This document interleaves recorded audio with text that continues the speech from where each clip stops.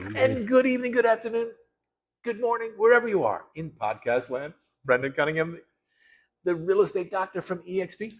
Matt Paul does it all. You're going to see just what I'm talking about today because he's going to run a few things that we normally just sort of skip around about. He's going to get it into depth. So a lot of times people ask us, so how's the market? Very generic question. Okay, so typically, how would you answer that question? Yeah, right now it's in our area. It's real hot still. There's a lot of demand and low inventory. So and it's a complex answer. Yeah, because there's all these moving parts, and you know you could be talking about, well, I want to buy a house in Tonawanda. Okay, is it single family? Is it double family? Is it investment property? Is it commercial? Is all these things. So you really got to peel all the layers back to really give it the correct response. Agreed. So having said that, residential tends to be in most markets almost like at best on parallel paths. Yes. And sometimes they diverge.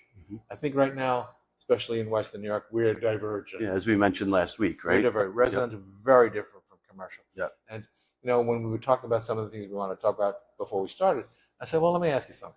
If you had an office building in downtown Buffalo, would you feel good about it? Yeah. Right now, maybe not. Yeah. So we're going to talk about some of those things. So typically, first of all, if somebody's looking for an agent, what should they look for? Yeah, commercial? On anything. Anything? Well, somebody that's knowledgeable, that's, has a good experience in that area. Okay, so if they're thinking about commercial, they should probably talk to somebody that has knowledge in that area. Yes. Okay. Yeah.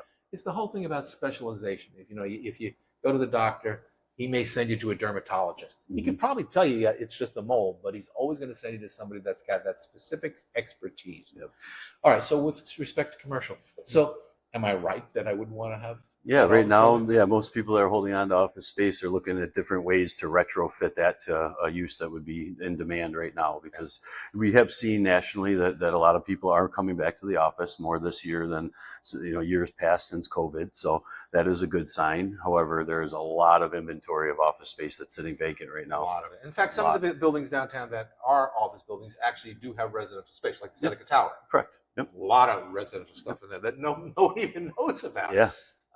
But there's a lot that's there. So, and one of the things that I know is very different with the client base, the purchasing base. Yeah. Residential buyers, they're looking for the feelies. Yeah, it's an emotional buy. It's an emotional thing. I love the view. I love the school system, all this kind of stuff.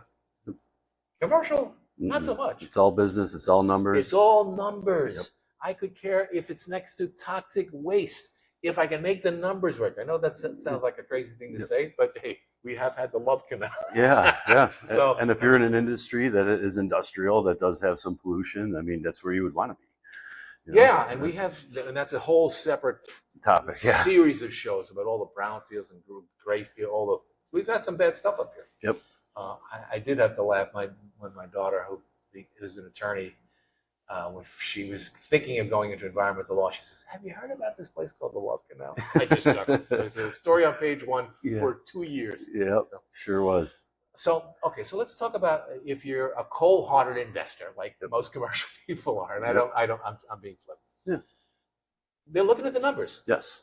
Tell me how they look at the numbers. So most of them will look at it. Tell our audience how they most investors are coming to you or coming to me with a very specific need, a very specific style, size, location, and then they're also looking at a capitalization rate. Cap rate. Okay, which again, we're going to do abbreviations, which I hate, and shorten like capitalization rate, cap rate. Cap rate. Okay. Yep.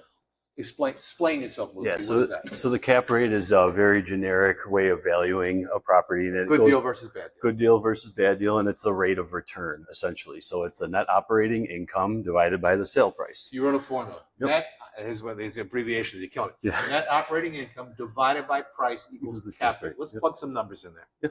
Okay. So we can actually see what this works like. Yep. Might need a calculator. Okay, well, we'll keep it easy. But typically around here, a lot of the investors that I've been dealing with like to see at least an 8% return. 8 is the magic number here. Yes, and that's in Western New York. In Western New York, okay.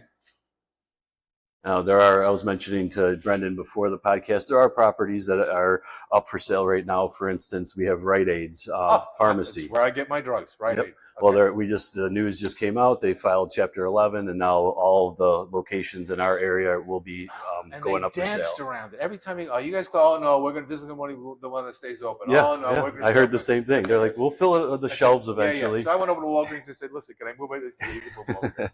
So evidently that's a done deal. It's a shame. It is, but that's happening in our market, and a lot of the properties that didn't make it a year ago. There's been, at least I'd say half of the Rite Aids have already closed, and they're selling at more of a 4% cap rate.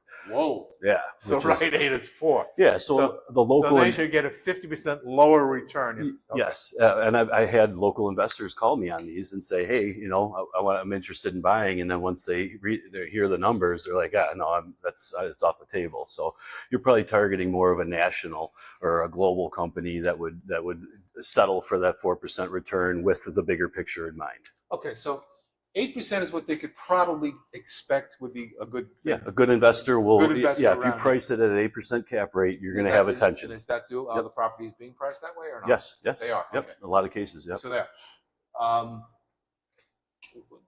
Any speculation on what the highest return rate was in Western New York? Oh, I have seen 10 to 12% cap rates, but then when you do see that, you really want to look at the numbers, because not always are the numbers true, accurate. They could be fudged in certain ways, or there could be certain aspects that weren't plugged in terms of expenses. Well, yeah. So your net operating income could be one piece of information, but then you look at the building and it needs, let's say it's the Statler building, and it needs a whole new facade. Yeah. And that has to get factored in there. 100%. Okay. Absolutely. Yep. And I saw, interestingly enough, they're kind of getting a little worried about the Statler. Yeah, since they're kind of dragging their heels. It's not happening. I was wondering about that too. Well, after the downstairs all nice. After Mark Croce passed, and he was the one that really headed up and started to get that the renovations going again, it kind of has fallen to the wayside a little bit. Yeah, Jamal, I think, is a great developer. I think he's got a lot of things going on. Absolutely, but like you said, he has a lot going on. I'd like to see that happen rather than him sell it or flip it. Another guy flipping it. Yep, I agree. All right, so 12 has been a number that has. I have seen it. Yeah, absolutely. Yep. 8 is kind of where you are, and around. Well, this would be Rite Aid. Yeah. Yep. Okay. You got it. And if I was looking to buy commercially right now, would I buy one of these buildings? A Rite Aid, that would be depending on what your use was, and are you going to look to scale and to possibly assume several other locations that are very similar, built to almost the same size and have all the same amenities? I would think so. Okay, and are you seeing any of the office buildings doing mixed use conversions or residential? A little bit. It's starting to happen. Yeah, it's interesting. Yep. It's like, I was talking to a New York broker yesterday, and it's like, we were doing that stuff 40 years ago, and it's only just starting to touch the surface here. But like we've mentioned, on many other podcasts, Buffalo's a slow-moving city. Slow. Not a lot happens here. It takes a while, and that's a good thing ultimately. Yeah. Because you're not going to have the busts. Yeah. The peaks and valleys. Mini booms. Little mini boom. You're always going to get a sound return on your investment, 3%, like clockwork. But in the last couple of years, we have had a sleigh ride. Yes. Absolutely. But, so it's different. So the magical cap rate that's the benchmark for a good investment. Yes, that's the basis point that most investors are targeting, the cap rate, and then if that looks desirable enough, then they'll dig into the financials. Typically, like with residential, people buying 2 and 3 family houses, I don't know that they're thinking this way. No. And commercial, they could be, and they should be probably. Keep it as a business. But as you know, in commercial, or multifamilies turn into a commercial multifamily property after 5 units or more. Right. So 5, magic number. Yeah, 1 to 4. It's not. Beautiful. It's not a commercial. You don't need a commercial loan. It's not a commercially zoned property, and most investors aren't looking at cap rate, but they'll do their own formulas. And well, they did like our friend Troy, who's on a team. I love it. His first property he buys, 4 family. Yeah. It's the Arnold Schwarzenegger way of doing business. Yep. And I think when he calculates, he says, okay, this is my mortgage payment. I have 3 rents paying this. Oh, I'm in the black. Yeah. It's not quite as sophisticated as the cap rate, but it makes sense. Yeah, and also another way, a lot of investors that I know that have 2 to 3 family properties, they look at, okay, like you said, what is my ultimate expense per month? And if I can, live in it and have that paid for, it makes sense. If I can double it, so where all my expenses are paid, and then I put the same amount of money into my pocket every month, then that is a really solid investment. Yeah, and with respect to what you can get the tenants to pay, sometimes you can get them to pay for some things, but typically, it's interesting. This market is different than other markets in terms of what you can expect tenants to pay, as opposed to New York, right? In New York, you pay for everything. I mean, it's just what it is. Yep. But like water and sewer, typically, I see that they're usually they're included in the rent. Yes, because it can't be separated. In these properties, there's one sewer line I've seen going people in. try, and they say, "Well, I'm in the lower. That's 50%. You're upstairs, so I get 25%." It's really hard to get an accurate measurement of that. But you'll see people try. But normally, those are excluded, and typically, most of the units here do have separate utilities. Correct. Gas and electric. Yep. Water is less common. So I know, I don't know that I can remember seeing. I've only seen a few properties that do have separate water meters. Most of them are going to be metered with one, and then also garbage. So like in the city of Buffalo. And they're expensive. Oh yeah, absolutely. Yeah, I mean, I have a rental. My water is like $1,200 a year. Yep. Yeah. Yep. Yeah, I mean, and they include some things. It's like, garbage is one, sewer fee is another, then your water. But I mean, ultimately, they call that the user fee. Public user fee. I think you're using me. So different markets you can expect to get away with things. Like one of the things that was very common downstate was if you wanted to rent an apartment, you, the renter, paid the broker's fee. Yep. Okay, so you'd have to come up with first month security, last month back then, sometimes last month, and the broker's fee. And we'd always get a little hinky because sometimes people would try and go and deal with sellers directly, owners directly, and that's just part of the gig. But here, typically the owner pays the fee. Yeah, typically if there's a broker. I get it, and everything's negotiable, but typically one side usually pays versus the other, and sometimes they split it. But normally, so that part's different.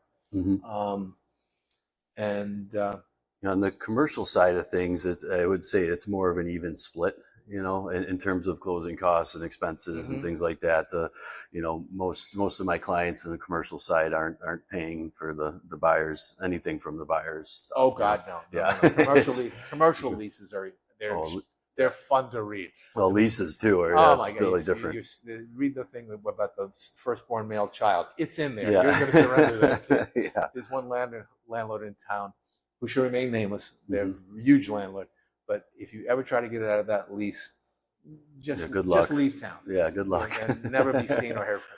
I think there's a couple developers. The one I'm thinking of, I mean, it's like, you're in that house. Good luck to you. I mean, and great properties too. Yeah. But you sign up for everything. You're going to pay it. Absolutely.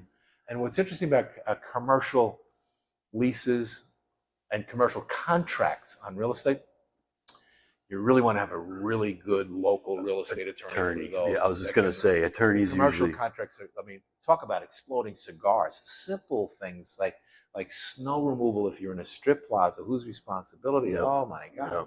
Sidewalks, liability. I mean, there's so many. CAM fees. Yeah, everything is really thought through. What's a CAM fee? Oh my God. Common area maintenance. Thank you. I hate that. That's another one I don't like. And what's funny about the fees is they'll always just sort of throw them around. Well, the rent is this, and plus the CAM fee. They kind of fumble over the rest. Plus the CAM fee. And the annual increases. The CAM fee go like this. And it's a percentage of the overall, duration of the lease. So, but and also, with the lending on commercial is probably one of the larger challenges that we're dealing with right now. And I sat with a commercial lender a week or two ago, and he mentioned that there is actually, he told me only 2% of the deals that he has written in the last opportunities, and they do it by term sheet, not a pre-approval, that he wasn't able to get lended. So that's a complete opposite from most of the local banks that I've talked to. So I do have a guy that is very creative in the commercial world for lending. He's working with another client of mine right now. He has access to SBA loans and all sorts of different government subsidized loans that will ultimately, be a lot more desirable than private money or lending. So, that is and when you have commercial transactions, another thing that's just sort of standard bill of fare for lenders is they as a rule, they want to do environmental studies. Oh yeah, I mean that's pretty much required. Required. Yeah, phase one And one of at the things that, least. I was really scratching my head with on this thing where they want to cover the 33, which I'm not a fan of. I mean, I know people say, well, I know more people that say this is the stupidest thing in the world. Yeah. It's like going to be a $2 billion project. It's going to disrupt the city. But now they're saying, well, we have to stop because we have to do an environmental study. Mm-hmm. That's door number one. I know.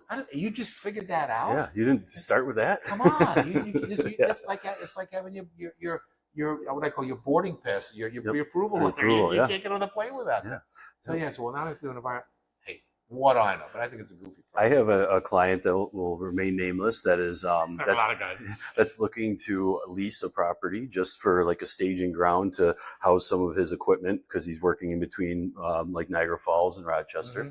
And his insurance company requires an environmental phase one on any property they lease. So that they know that's a big deal. Yeah, if it's contaminated whatsoever, they know the level of contamination before they moved in, and then they test again after they leave just to make sure that if it's previously contaminated, it's not put on them to rectify because it's very expensive.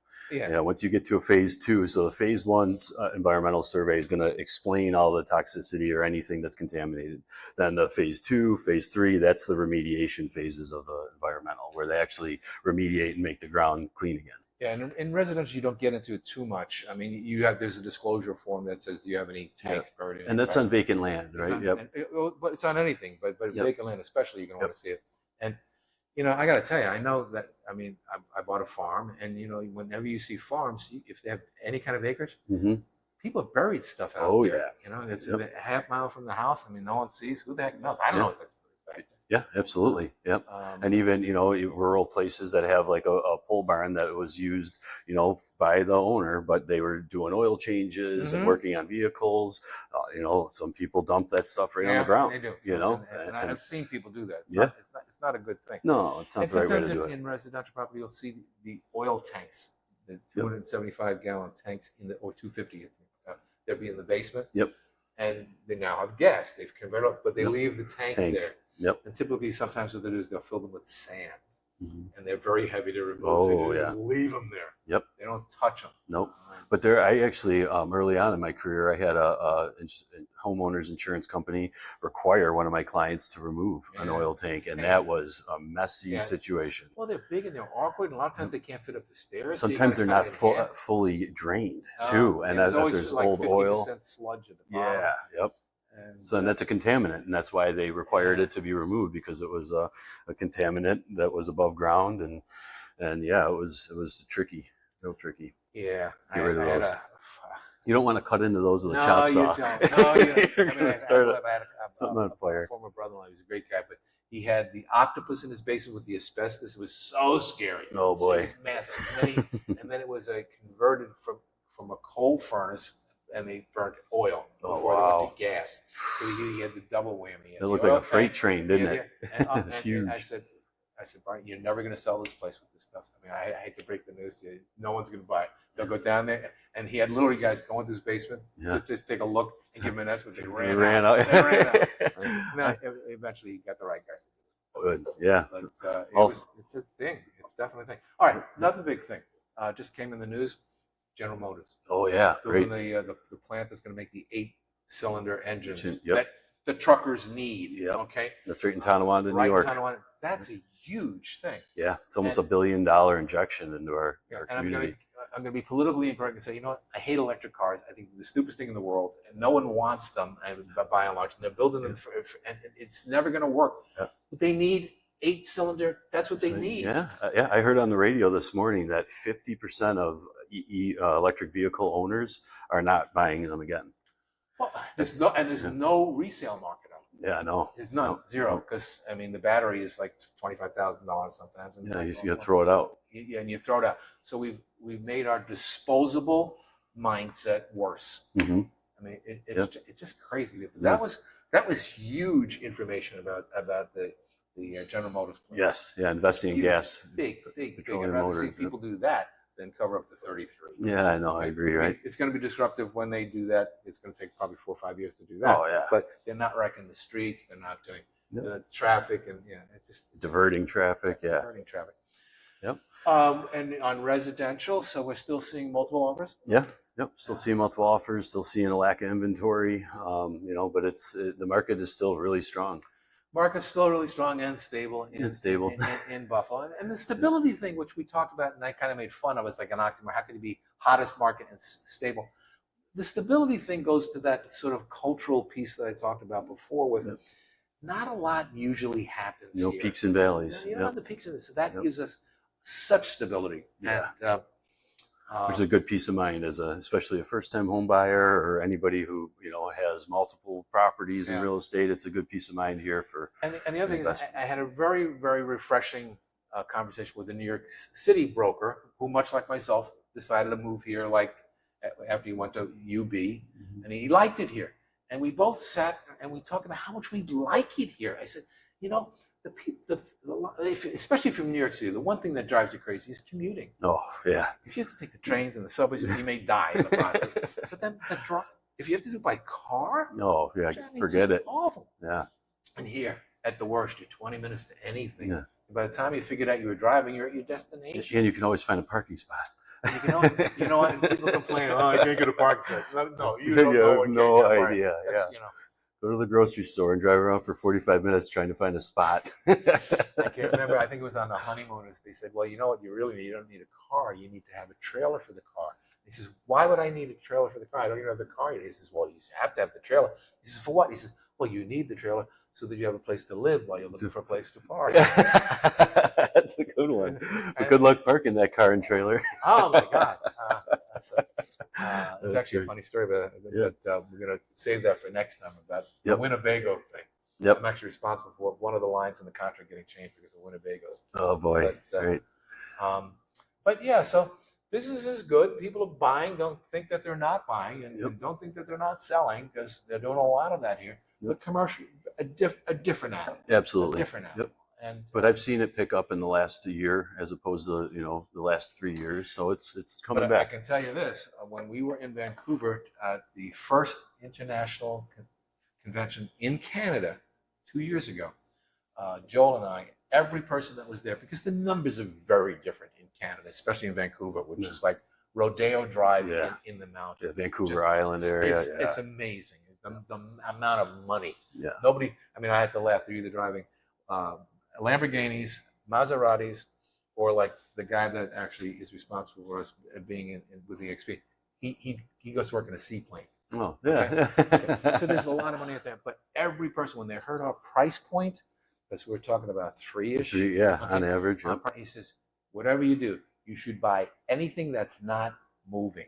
Anything. And I don't mean not moving price. Anything. Yeah. It's like, if it's stuck in the ground. If it's stuck in there, you buy it. You buy it right now. A big bar of steel, just buy. Yep. And you know what? I've known that, but it's always good to be reminded of it from somebody outside. Absolutely. Yep. So that's our story for this week. Residential is different from commercial. Market is still red hot. Yep, absolutely. And stable. And we have a really cool guest that's going to sort of dip into this commercial a little deeper next week. Yes. Yep. Another person who's an expert, because we like to bring people that know what the heck they're talking about, so that you can be better informed.